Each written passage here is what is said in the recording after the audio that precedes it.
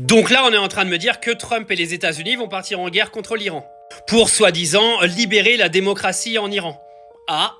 Bizarrement, on n'a pas eu la même guerre pour libérer les Palestiniens. Déjà, c'est un petit peu problématique dès le départ. Et comme par hasard, Donald Trump va aller faire une guerre dans un pays que veut conquérir Benjamin Netanyahou, fidèle israélien, fidèle meilleur ami de Donald Trump. Oui, parce que c'est ce qui est en train de se passer, les amis. C'est-à-dire que là, Trump est en train de se servir d'un prétexte de soi-disant donc un gouvernement qui est en train de tuer sa population pour dire, nous les Américains, on va venir, on va intervenir. Pour quoi ? Pour donner de la démocratie en Iran, comme si les Américains en avaient quelque chose à foutre de la démocratie en Iran. Mais c'est une blague ou quoi? C'est-à-dire là, je vais vous expliquer ce qui est en train de se passer. C'est que Donald Trump, il va provoquer une guerre entre les États-Unis et l'Iran. Pourquoi? Pour que déjà Benjamin Netanyahou et Israël récupèrent ce qu'ils veulent récupérer depuis bien longtemps là-bas. C'est-à-dire continuer de s'étendre un petit peu partout au Moyen-Orient. Et puis au passage, les États-Unis vont aller récupérer un petit peu ce qu'ils doivent récupérer. Tout ça n'est qu'une histoire d'économie, tout ça n'est qu'une histoire de vol de territoire et de vol de biens. Parce que les États-Unis ne vont pas aller là-bas pour libérer le peuple iranien. Ils vont aller là-bas pour piquer ce qu'ils ont à piquer en Iran, que les choses soient claires. Je ne sais pas si vous vous rendez compte de ce qu'est en train de faire Donald Trump dans le monde. Tous les gens là qui l'ont adulé, le grand héros des temps modernes, le mec qui a kidnappé donc un président complètement en dehors du code pénal international.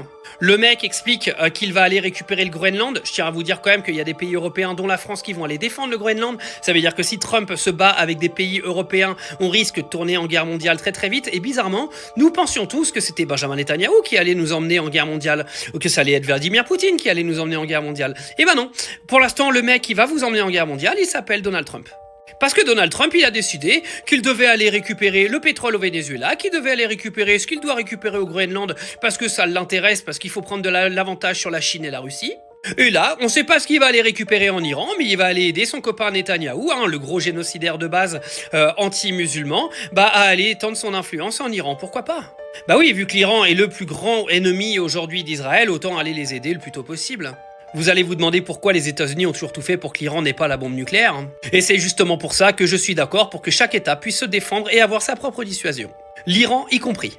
Non mais je sais pas si vous vous rendez compte de la dinguerie qui est en train de se passer. Nous les Occidentaux, en fait, vous avez des gouvernants, comme les gouvernants américains, qui viennent nous expliquer que nous, l'Ouest, nous sommes les meilleurs du monde et que nous sommes aujourd'hui les protecteurs de la planète. Je tiens quand même à signaler que c'est justement tous les pays de l'Ouest qui sont en train de provoquer des guerres partout. Parce que la guerre en Ukraine, elle est aujourd'hui complètement prolongée par les pays de l'Occident, que ce soit les pays européens ou les Américains.